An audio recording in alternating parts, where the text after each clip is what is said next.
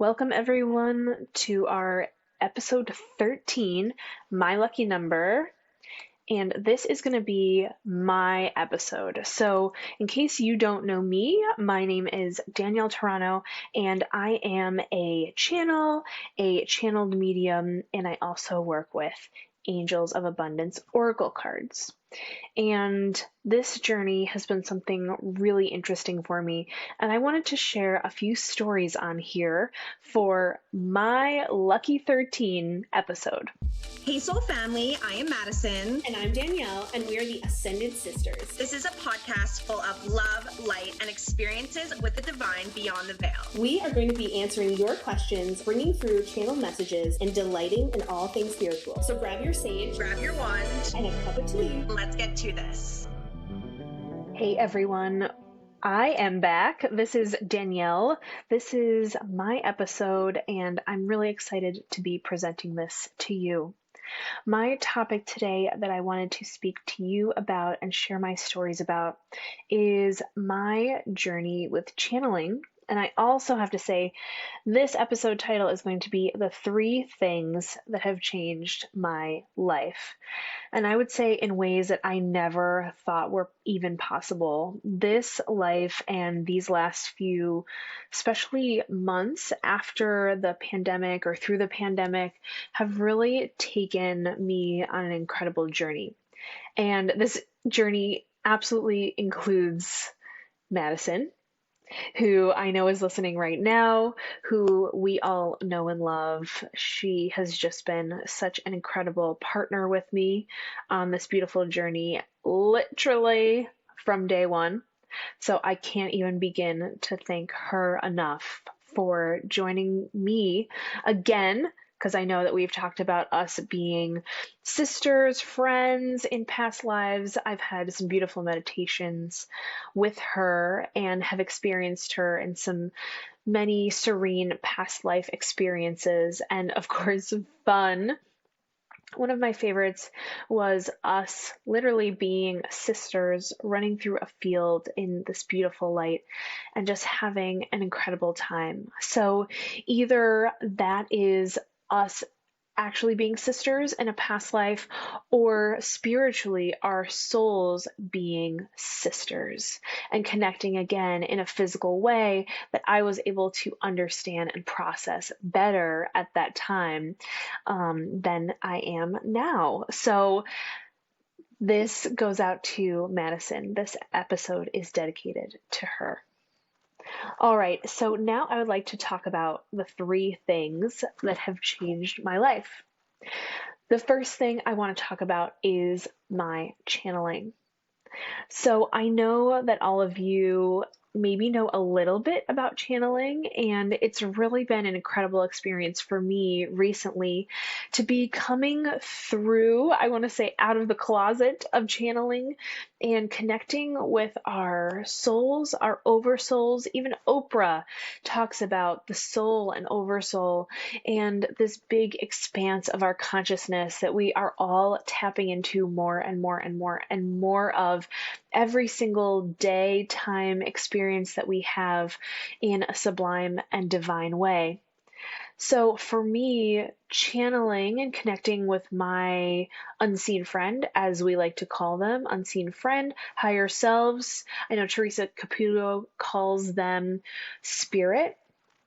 And I know that she is connecting. It's kind of like when you can see someone that does what you do, and you can see and observe their technique and how they do what they do as well. When you get close enough in skill to them, not that I'm anywhere near close enough to the incredible Teresa Caputo, who does such healing with her work and delivers such beautiful messages to loved ones who are from the non-physical into the physical space here. I can see her connection with her unseen friends, what she calls spirit, our higher selves as well. And then other people's souls, their oversoul, that bigger part of them that is infinite consciousness and wisdom and pure energetic love. So for me, channeling really allowed me to deeply and consciously connect with all of those things, with all of the non physical beings that I connect with now, all of the departed friends and family of people that come to me looking for channeled mediumship readings, all of the energetic beings that are out there, including who we call aliens, extraterrestrials, little green men. Not for me, I don't know, they were like gray and whatever, but it's channeling has allowed me to expand my consciousness, literally consciousness, in a way that I never, ever, ever thought. It has blown my mind so wide open to just be accepting and understanding and full of love for everyone's experience, everything's experience, that everyone, and I know I've talked about this before, everyone's experience in their experience, in their reality. And there's something really interesting to start considering the way other people, other beings, other life forms, other levels of consciousness experience their consciousness and their life, we'll call it, just to make it a little more grounded. So this channeling process has allowed me to connect with so many beings, including animals, including my animals and other people's animals, and just to be able to get it from their side. And so that this understanding, the reality, the way I used to see it, is extremely different and is full of so much more understanding than I ever thought possible. So previously, I would say that I would used to, take things personally, or try not to take things personally, but get angry at certain people, feel like I wasn't being justified in what I was doing or being treated fairly. And there was a lot of self-blame and guilt, and kind of like this Cinderella woe is me story for myself. And I always thought that there was someone else out there, or something out there that had to come and save me, that it was their responsibility, and that I was just waiting. So part of the process that I was experiencing before January of 2021, this past year, was this circle back into a reality that I knew I wanted to grow out of. I had just moved back into my parents' house, now with my husband, into my parents' house, into my childhood bedroom, into a place where I always told myself that I was destined for great things for myself. And that greatness did not mean that I was going to be stuck in a bedroom for the longest time, where my family had always had me, in a way, just, wait on them. I was always taking the role of the caretaker. I always needed to make sure that my mother felt better about herself. I always had to make sure that my dad was pleased with what I did. So I worked really hard to try and please them, to clean things up, to always keep everything as clean as possible for them, to always make sure that I was trying to make my mother happy, do as much as I could for her happiness, for her joy. And through the channeling process and the channeling classes that I am still in with Sean Randall and her unseen friend Tora, they allowed me to understand what my family's role is with myself. And most of all, to understand what my role was for myself. That my physical expression now was for me, and that the reality that I'm creating for myself here is for me, and that the experiences that I want to have are for myself. So that what I was seeking was the love and recognition from other people on the outside by doing things to please them. And through this process, I no longer needed to please them to receive the love that now I was giving to myself from the universe, from basically myself back to myself. I was giving the love. I was able to access. I was able to create, dare I say, a channel through back to my soul to feed myself here in this physical reality. Let's let that sink in. So what channeling means to me is the channel, is the connection back to my soul for myself to experience and receive love here in my everyday life. Now, I don't know about you, but I think that sounds pretty great, don't you think? So besides channeling and connecting and doing crazy things like going into the ocean at 63 degrees and doing meditations and channeling and connecting with unseen friends and seeing mermaids in my meditations and experiencing unicorns and all of these incredible things, channeling was about me getting the connection back to me and to the love that I deserve for myself. So let's move on to the second thing that has changed my life that I have to say was my therapist. Let's talk about this. So before this January 2021, January 1st, this new year, I was always ashamed of therapy. I was always really scared that I would learn something about myself that I didn't like and that I had deep shame about and therefore couldn't let go of. So basically, I just wanted to keep living my own lie, we can say. But in January of 2021, I decided that I didn't want to do that anymore, that I was strong enough to understand and learn things about myself in order to literally get out of my parents' bedroom and start creating and living, experiencing the life that I wanted for myself. And not like no matter what, like I would before, like I would just go out and do whatever I needed to do to feel better about myself, which just included a lot of alcohol, a lot of friends, a lot of just like, bad things, escapist things, because I didn't want to deal with the things and the emotions that I was experiencing and the deep down, like, trauma and processing of those things, of those emotions that I didn't think I was strong enough to handle, even though I knew I was very strong to handle those things, So with my therapist, so I did not tell anyone I was going to therapy.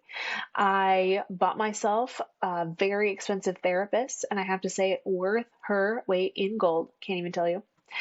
Gold and tears, and then love for myself. And she taught me how also to gain back and access my recognition and my desires for my life, and why that was important. Because what I learned from her was that your life is your life, and that if you don't live your life for yourself, that someone else will live it for you, will tell you what to do.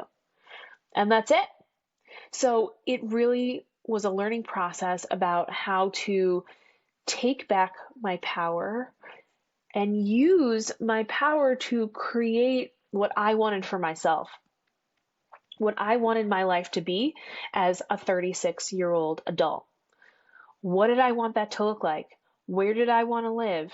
How did I want to be living? Who did I want to be living with? What does that mean I needed to do? How can I take the steps to do what I needed to do? What does that then, what do those steps, so by steps, I mean, what I did was I decided that I wanted to get a full-time job that had benefits for myself so that I no longer needed to be employed by my father. And when I was no longer employed by my father, what that meant was that I took control back of my life and allowed him to have more control over his life. Because what I discovered in those therapy sessions was that by me not choosing to take the power back in my life, I was, in a way, entrapping him into his own entrapment, into his own, in a way, servitude towards me in continuing to work past any kind of reasonable time frame, age that he should be doing, because he felt an obligation to me to keep working because I wasn't strong enough to go out on my own and get a job with healthcare and benefits for myself, because I wanted to be a musician. I wanted to be a professional musician. And as we all know, healthcare can be very expensive, very daunting if you are looking to get it on your own by yourself. And my husband does not have any kind of salaried position or benefits with his job. So it was really up to me to take the step forward and get that for myself.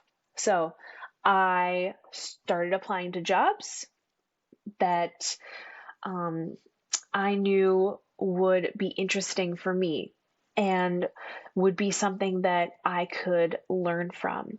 So instead of it being just about the money, I reframed it for myself. And my therapist helped me to reframe it as well, that this life is about what you make of it. So for me, once I realized that, and I had done maybe about 4 or 5 months of therapy, and I was doing it twice a week because I knew that if I wanted to make big strides for myself, that I had to immerse myself in this. And this therapy and channeling came into conjunction with each other. So I was doing both. I started both relatively around the same time.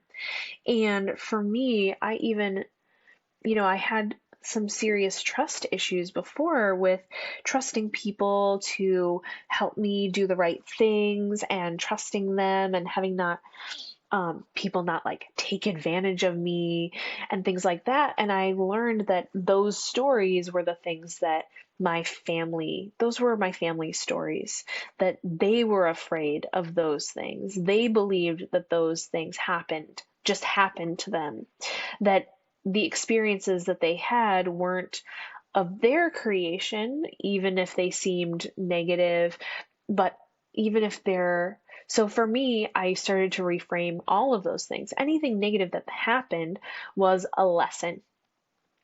So starting to reframe all of the interactions that I had as, what is this teaching me? What is the lesson that I am looking to learn here in this experience, was really a breakthrough for me. And my therapist helped me understand that. The other thing that she helped me understand was how to communicate better.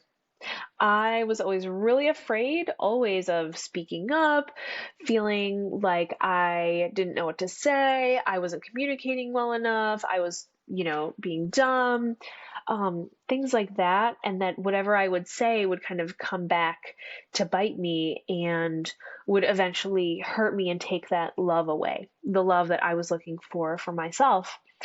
So my therapist understood how to explain to me how to communicate, especially with my family.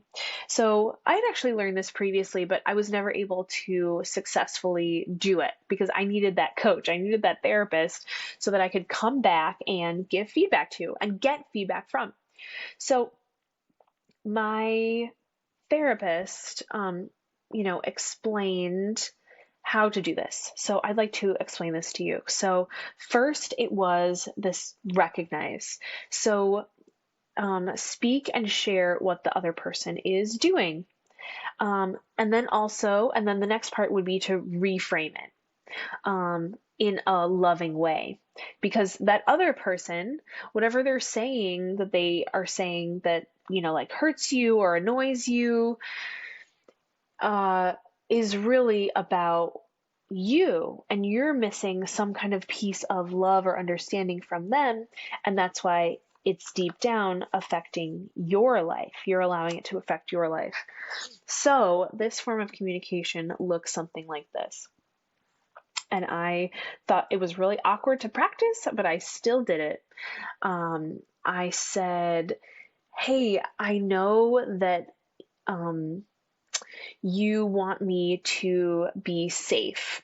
So this is an instance where my dad would just stare at me. He would just stare over me and watch me do things.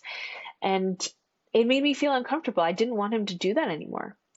So she helped me understand how to express what I needed to say to him without then hurting him. That was the other thing, that I didn't want to be standing up for myself and then hurting the other people in my life around me, because then what I feared was just more retaliation back at me. So, I was standing in the kitchen chopping vegetables with my favorite knife from Japan that I got from Tokyo, the fish market. That's right. Super sharp, my favorite knife ever. And he was standing over me, just staring at me, watching me. So here's the strategy. Hey, Dad, I know that you are just trying to make sure that I am safe, but I am an adult and I know how to use a knife. I know that you love me and that you are just trying to protect me, and now you say your request. I no longer need you to be standing over me and making sure that I'm not hurting myself. I'm an adult and I can chop vegetables. That was it. It's things as simple as that in a way, but emotionally, you have to be able to, and what I had to do was understand why he was standing over me. Why is he doing those things? Well, because in a way, he wasn't trusting me to do anything for myself. And at that time, I had still a lot of growth processing to be done with my therapist. So I just wanted to share that, and I hope that gives you an insight onto why therapy is my second thing that changed my life. Now here's the third. And it probably won't surprise anyone. It is, I'm going to turn this down a little bit. It is my music.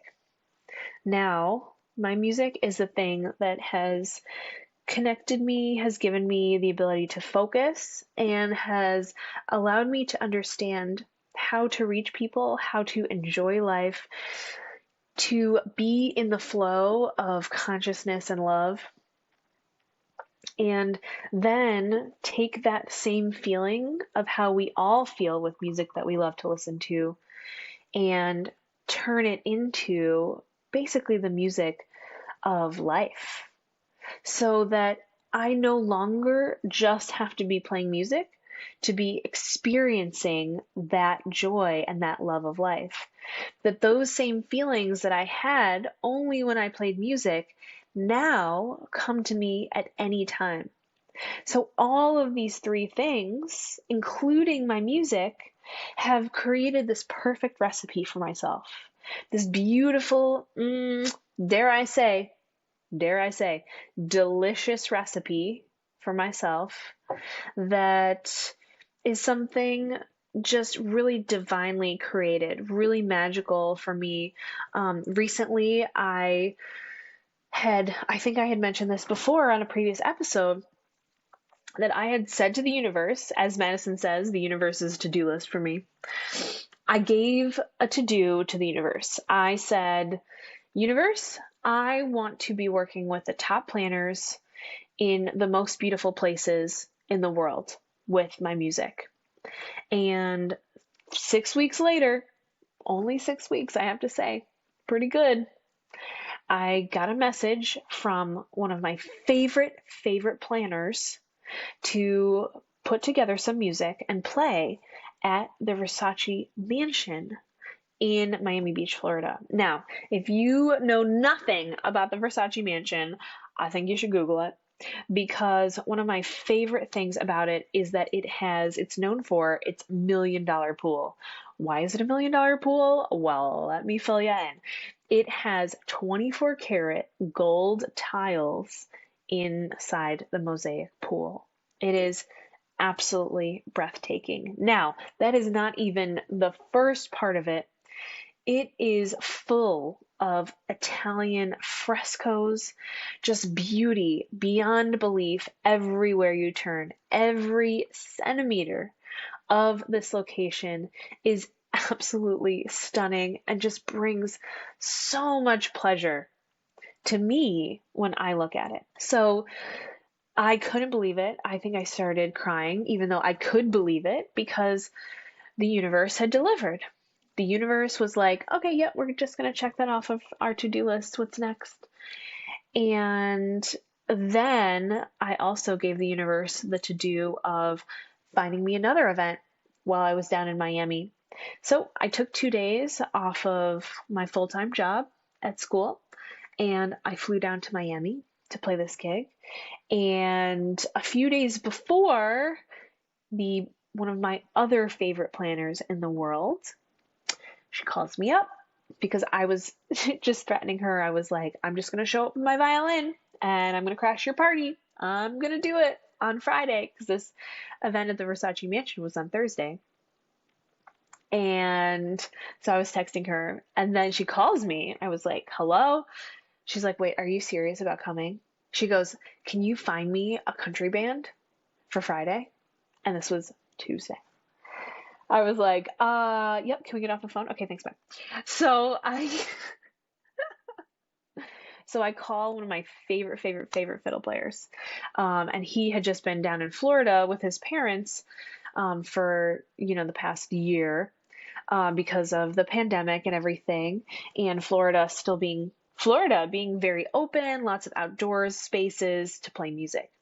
So I called him and asked him to put a country band together. Lo and behold, like 4 hours later, he's like, yep, got everyone. I was like, oh my gosh, this is incredible. So everything was, it was Tuesday. This is Friday. So last minute. I didn't even realize I was packing. I only knew to pack my cowboy boots like 30 minutes before I went to sleep that night before the flight. It was unreal. And I know we've talked about the acceleration of time in the last episode, so none of y'all should be surprised. So I got on the plane, flew down to Miami, and didn't even know who these other musicians were, or really what we were playing. So I played the incredible event at the Versace Mansion, had a great time. You can see some of the videos on my Instagram if you would like. And then the next day I went to the farm in Miami. So I went to this farm in Miami, and come to find out, it is the planner's brother's property. Beautiful, beautiful farm outside of Miami, about 45 minutes outside of South Beach. And I was just so happy to be back in a place that I resonated deeply with. So I love Miami because I know that my grandmother and grandfather have a deep history there. They used to drive down I think it was twice a year, every year, from Connecticut to Miami and go on vacation. And at that time, before the 1964 Cuban embargo, we were able to go to Cuba. So they would go to Cuba from Miami. Of course they would. It's 90 miles away. Easy peasy, right? Incredible place, by the way. I've also been to Cuba. How lucky am I? when I go to Miami, when I go to this place, I can feel my grandmother and all of the incredible things that are, and all of the incredible people and the memories and the history for my family here in Miami. And during the pandemic, I really thought that I didn't know when I was going to be back. So this moment and opportunity, because of my music, allowed me to experience one of my dreams, to go back to this beautiful place that I love. So Friday comes around and, I have all my gear, I have all my stuff with me, and I go down to the event. It is absolutely stunning. Just envision creams, lots of papasan, lots of like light pinks, creams, whites, just everywhere. It's just a dream. Again, right? I gave the universe that to do. I want to work with the top planners in the most beautiful places. And then this is created for me, and I step into it again because of the connection with my music. One of my other musical goals is that I want to be singing. I want to be singing more and doing more singing, because as much as I love the violin, there is something new and exciting and deeply resonant for me about vocals and about singing and about lyrics that I really connect with. So, I had hired this band, and I really thought that they were just going to be singing, playing, whatever. And the style that they were looking for was country. I don't really do country. So I was like, yeah, everything, they'll take care of it. They started playing some music, and then the planner came over and she was like, do you have like some Taylor Swift? Do you have any like, wagon wheel or something? And I was like, okay, let me regroup. So I regrouped the band, and some of them can sing a few songs. And then otherwise I was like, okay, I'm just going to get on this microphone. The DJ had an extra microphone for us, thank goodness. And let me just start singing some tunes. I've been warming up. I've been practicing my vocal, my breath support, my vocal support, I can do this. So I got up there. I started singing some tunes, and I had people coming up to me and saying that they really enjoyed my voice, that they really enjoyed my music. And I'm really just realizing this now, that it doesn't matter what instrument I'm playing, what my vehicle is. It's that the music is through me and through all of us also. That resonance is the thing that they're resonating with. I think that's so interesting. I'm so glad I'm talking about this and sharing this all with you right now, because it's a really beautiful connection that music is. If you ever go into a church where you see, little cherubs and the little angels playing instruments, that is absolutely real. That music connects us with the divine. That's why the name of my company, goodness gracious, is called Divina Strings, Divina Artisti. It is no coincidence that I purposefully connected myself with divinity and the divine with music.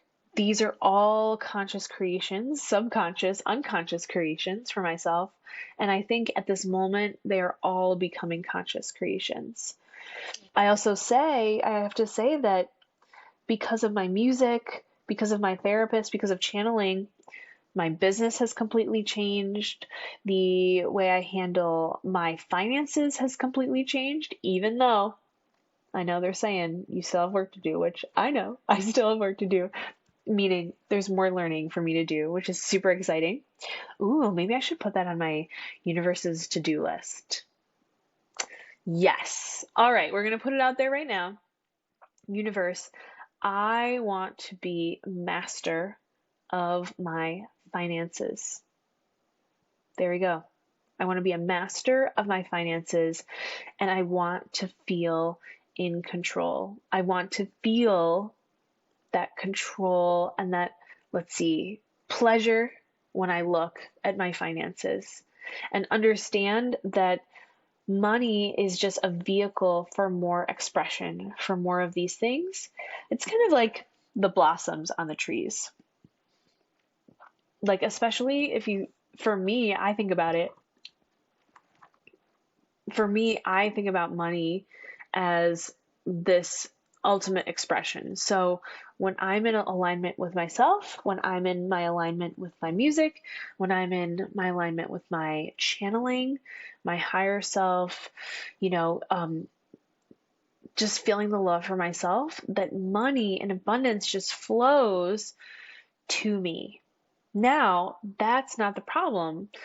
Part of the issue for me has always been this worthiness, this deserving of the money. And what does that mean? Because previously I would always think that, I needed to work really hard to get it. I needed to have given up a lot to have gotten a little. And now I know that that's not the way that it should be. That is, for me, wrong thinking. And right thinking, the way that I really changed the way I was able to receive money quickly, was to get back into that allowing, open, abundant, feeling good state. And when you feel good, everything just opens up. You're a channel for money, you're a channel for information, you're a channel for love. And it's just like a slide, it just comes right down to you. And it's something for me that as I also wanted to start building my legacy for myself and for others, that giving to others shows the universe that I have enough. That I haven't so much for myself, I have an abundance for myself to be able to give to others. And therefore, I am responsible for that growth of expansion of consciousness and of abundance. So this giving away has always been in conjunction whenever I make a donation. So I love donating to Goodwill. I love because of their mission statement. They help people who are underemployed get more employment for themselves. And that is a huge, huge thing. They learn so much. They gain so many skills, life skills, job skills that really can change their life. I also donate to the Red Cross. When we have had our fire, the Red Cross was the organization that came over and gave us a little fire kit that allowed us to actually sleep in our apartment that very same night. So I donate to the Red Cross. It means a lot to me. And then the other organizations that I donate to are music related. So because that's really important to me, that is what I give back to. So I give to new artists, new string quartets, new classical music programs. And in the future, I've been toying with this instrument on loan program for some people who right now cannot afford their own professional quality instrument. So that's something that I'd like to be giving back to, and allowing music to have an impact on someone else's life the way that it has on mine. So those are my top 3 things. And I really hope that you have enjoyed this podcast, listening to me blabber away. No, I absolutely love this opportunity to connect and speak with all of you. It has been as I said, a life-changing, magical opportunity. And now the life that I have created for myself is something that I'm really proud of, that I know I deserve, that I am worthy of experiencing, and that I love almost. I'm still human, every second of. And I can't thank all of the people in my life enough for teaching me and guiding me and being there to interact and be part of this beautiful life with me. There has been nothing more beautiful than sitting in meditation with John and Madison and all of the beautiful channeling friends that I had and still have that I am very connected to, all of my unseen friends, all of my ancestors, all of the incredible musicians that I know. Oh my goodness.